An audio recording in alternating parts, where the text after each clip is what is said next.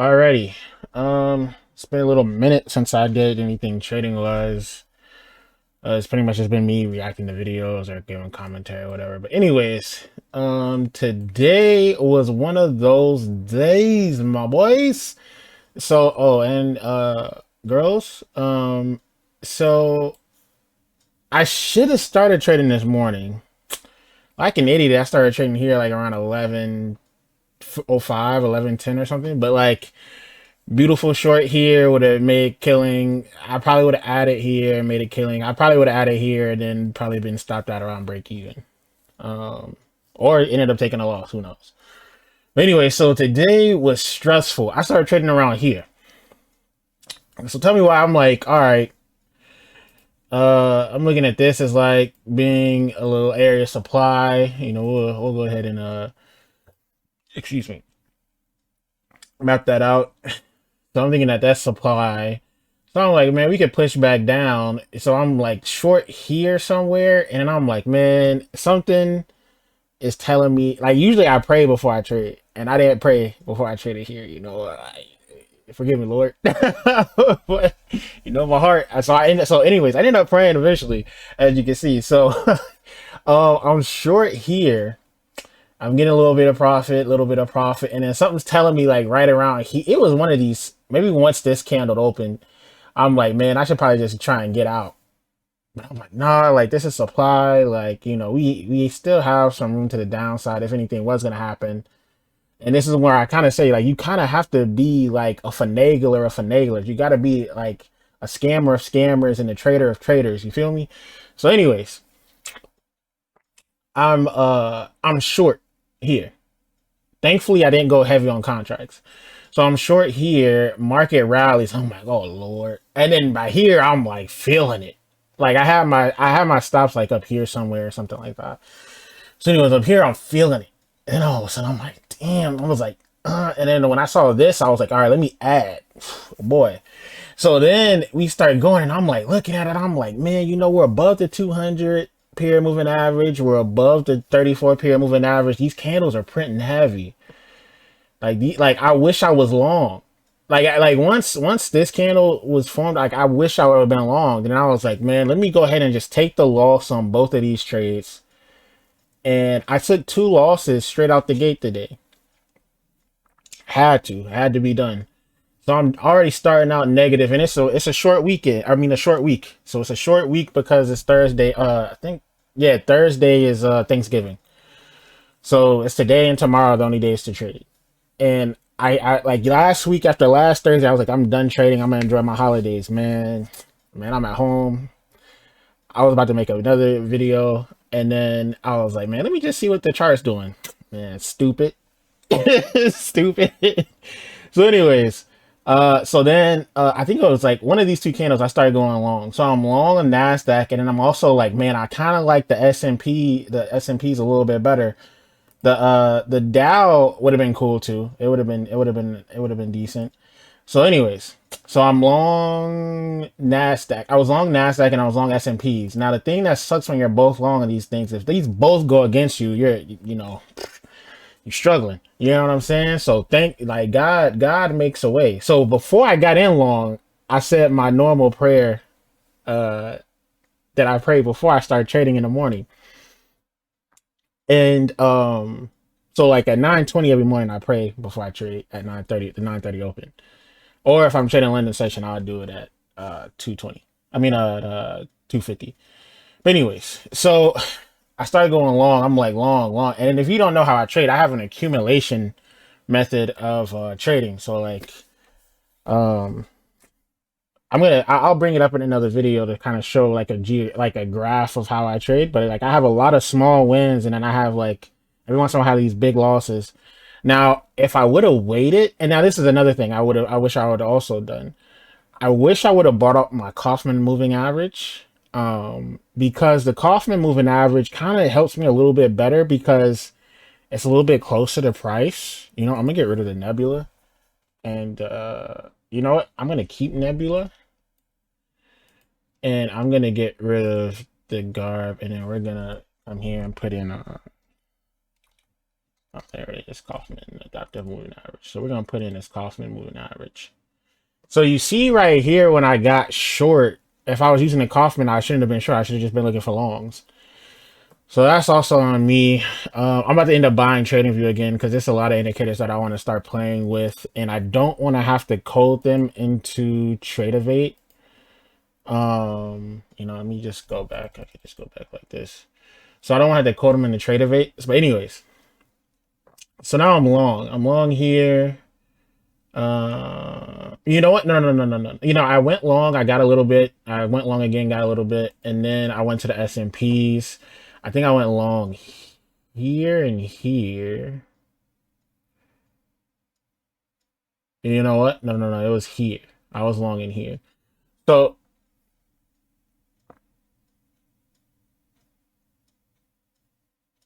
no, I was long here. Yeah, I was long here. This is when I first put my first S&P position on because I bought the dip as well. So dollar cost average my price down a little bit lower, and then I think I closed around here. And then the NASDAQ is where I ended up really taking off. So right here, bam, bam, bam. And then I'm done for the day. Like I'm done for the week. Like like after I make this video, I'm closing my charts. I shouldn't have opened my charts because, to be honest with you, like I've been on such a run the last few months with my trades. Like I've been my win rate has been 80 to 100%. And I mean, a majority of days I'm having 100% win rate. Like I've been really like killing it the last few months. So I've been a little bit more cocky when it comes to placing positions sometimes. Like this one, I think I should have waited until we started to break the lows or something like that. I actually have a little bit more stronger momentum to the downside. I really wish I could have kept just the gains from just being long because I have a long bias in the market. Like I think markets are gonna rally. Like I mean, I know right now everybody's talking about the Fed potentially not cutting in December because of the government shutdown in October. Was it October or was it November? No, it was I think it was October and November. I don't remember. I think it was both. I think it was a little bit of both months, but they weren't giving the data for October, I believe. And the Fed is talking about potentially not cutting rates um uh, in December. Originally they were supposed to cut rates in December. So that being said, I mean, we still have rate cuts coming. I kind of view that whole thing, like the whole volatility we've been seeing since the government shut down, is just a potentially or more of a reason to buy the dip. Long-term portfolio wise, I'm not telling you if you're day trading and trading with leverage, I'm not telling you to like go up and load up the ships. But even when it comes to like crypto, if you want to look at crypto, Solana or S&P, I mean not S&P, Solana, XRP, Bitcoin, Ethereum, I kind of view everything that's going on right now as like I do the videos as a downtrend. So if you're trading with leverage, I mean, you would want to be more so to the downside. But then also if you're trading to the upside and you're long only, I would say that buying these dips is not horrible. I mean, it just depends on what your time horizon is for the overall market and your overall investment or trading goals. So I mean, if you have like if you're willing to stay in trades for years on end, I mean, there's no reason for you not to buy this dip. If you're trying to trade with leverage and you're trying to make a ton of money fast, then I mean, I would definitely say being short to continue this downtrend makes sense. But for me personally, I believe that these markets are going to rally. We still have rate cuts coming ahead. Um, Gold is still rallying a little bit. I mean, it had that huge sell off in mid October, but it's still, I still think it's going to be good. The yen is still like I was trading yen in August and like the July and August. I was trading, I was short yen. I was just short yen across the board because we had positive carry. Um, and it was one of those trades that just really panned out. Like we had positive carry. Let me bring up which one is it? Yeah, here we go. Forex Factory. Yeah, so we have positive carry. You're getting like if you trade the pound against the yen, you're getting like 3.5% carry, positive carry. So it's like that's pretty much my only like macro like long term forex bias currently. A lot of these currencies are, talking about cutting rates. So I mean, I'm still bullish yen, but I mean, when you have the same, like for instance, you have euro and the dollar, both talking about cutting rates. It's not like any really big, huge macro play. I mean, yeah, you still get the positive carry of being long dollar and short euro, but I mean, you're not gonna beat that carry on the versus the yen, and which is crazy. The yen and the Swiss have reversed because usually the yen is the weakest or that has the lowest rate, but um, it could be a play to potentially start shorting Swiss. I just haven't done it. I just haven't done it yet. But the only trades I have been is pretty much these, and then just scalping the ass. Um, but yeah, so um, thankfully I had this move that brought me back to break even and profitable for the day.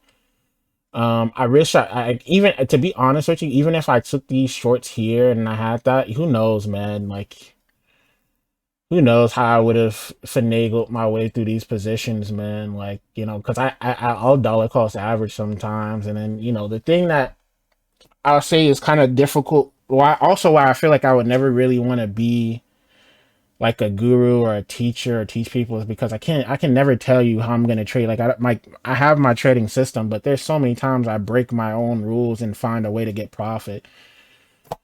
And like for instance, like for if I'm seeing this and I'm short here and then I take profit there or I get stopped out at break even or whatever, and then I'm seeing this move and I decide to sell higher and then it's going against me like this, and then I'm selling again higher here. I can't tell you because I mean my indicators aren't telling me that. Like it's kind of just like it's kind of just like being that dude. You know what I'm saying? Like when you're him, you can do shit like that. No, I'm joking. I'm joking. But in all seriousness, I will do that. Like I will add to these rallies, and sometimes it fucks me and it breaks the 34 and it breaks the 200 and I have to eat those losses and then I have to figure out how to make it back, which is probably one of the hardest things to like talk about when I'm scalping or trading. And I honestly feel like there's no way that I can tell you or give you some type of system that you would be able to follow without kind of like showing in details what I do and then kind of also placing positions. So what I'm still kind of on the fence about, because my PC when I'm trading or like when I have too many things, as you can see I have a ton of windows and there's only one, like I have three of these, like I have three of these, and then I also have Google Chrome and I have games in the background and I'm recording it. Like it's a lot, so my PC sometimes it'll shut down when I'm doing way too much. But anyways, what I wanted to talk about was potentially, setting up a prop account and then kind of just trading live or live streaming the trades, or maybe just live streaming my trades on not live streaming, but just recording my trading, and then kind of giving some examples of what it's like to be a day trader or like a scalper, how I scalp or whatever, and then and then trade on an account that I really don't care about or anything like that. That way, if my PC does shut down or my orders don't go through or if whatever happens, I'm not stressed about it too much. And just trade small and just so you guys can see what I'm talking about. But like I said, man, like today it was cool. I was stressed. My boy Taylor called me when I was stressed out. Like it was cool that he called me too, because he randomly called me when I like right around here when I was thinking about. No, I think he called me like right after I closed 3 positions and I started going long. Yeah, because it was. Hang on, let me actually see.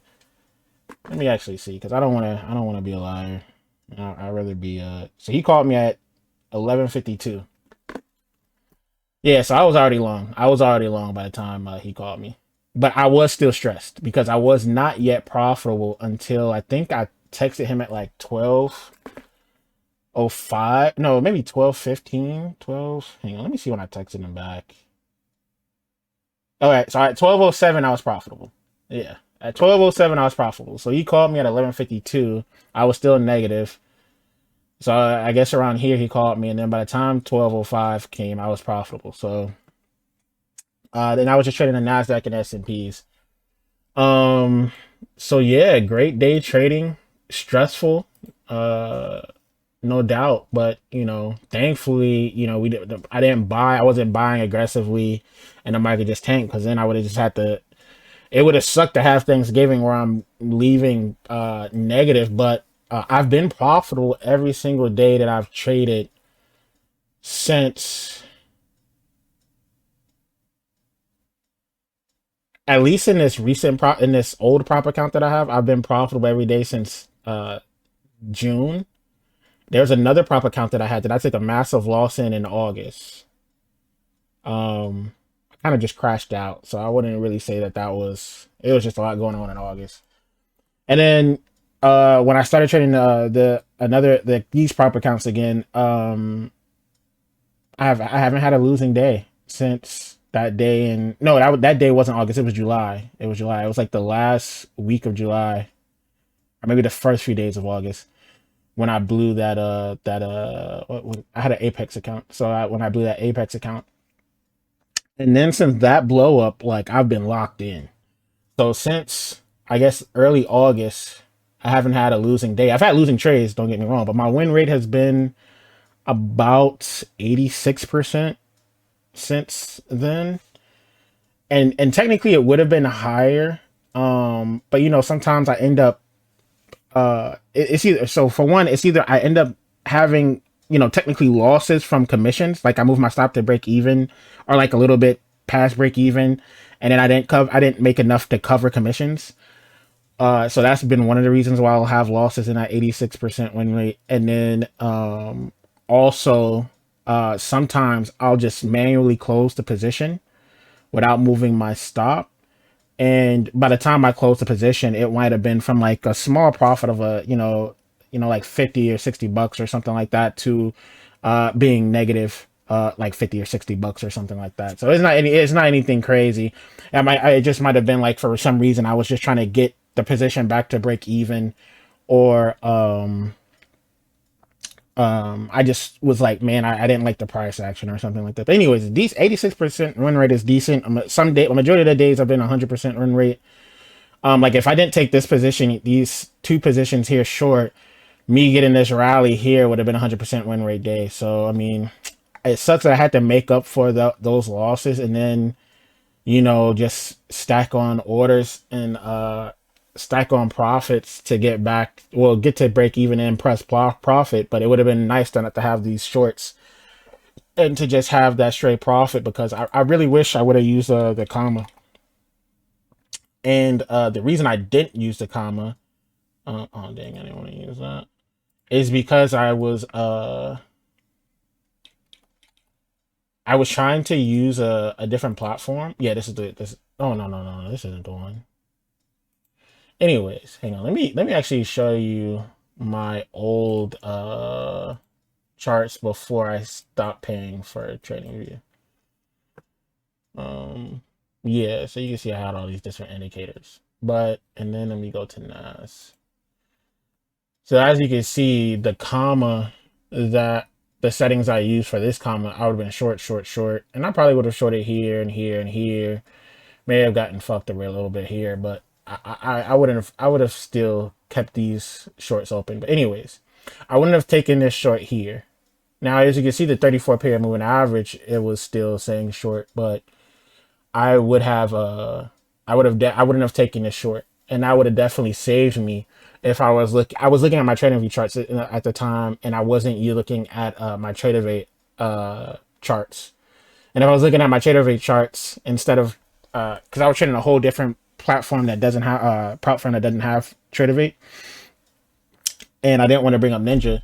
But anyways, if I was looking at my charts with my comma moving out, my comma lines or whatever, I wouldn't have taken this short, and I would have just had these profits, and it would have been a great day. So that's definitely a mistake on my part. But it is what it is. I would still technically be looking for longs, you know, just because of how everything's shaking up. But anyways, I don't want to keep this video too long. Hopefully you found some value in what I was talking about, and I'll start doing more trading videos, and talking about trading and stuff like that. I kind of want to shake it up a little bit, because one of the things I've noticed with talking in like the finance and trading niche is like it's either, and it sucks that it's like this, but you have trading YouTube channels that I actually find the most value in will have like 200 subscribers, if that, maybe 1,000. A couple of really good ones I've seen would potentially get to like 5 or 10,000, if that, but very rarely. And it's just where they just talk about trading. And I'm not the type of person to where it's like I want to show like lifestyle, like, yeah, you can go rent a Lamborghini and penthouse or show a vacation and all that type of shit. But it's like that's like a lifestyle. It's like me like vlogging or something like that. And you know, like we're like, this channel is for traders, but I also kind of want to talk on other topics in regards to like business and trading and like real estate, or things that I find interesting from a financial standpoint, or geopolitical or macroeconomics and stuff like that. So you'll see videos like that on this channel. And then I still want to talk about trading and try and figure out, you know, how to make this channel profitable. And then I don't want to charge you guys to teach you trading and stuff like that, but I think I might do something with like affiliates with like prop firms, or something else. I don't know. Like we'll find a way to make profit on this channel. If it ends up being a huge channel or not, the ultimate goal for me to do this is to make videos for my kids and, you know, my relatives on trading and business and investing. So either way, it's a win-win. So anyways, I love you guys. Thank you for watching. If you made it this far, please like, comment, subscribe. Oh, and there's a thing at the bottom that's hype. If you could hype this video up, I would greatly appreciate it. Anyways, peace. Man, even Jesus had a shooter, and God be having unbelievers that didn't mess up their demeanor. And yes, they know it's hard, they know, cause when they be up in those trenches, man, they show out. But what they do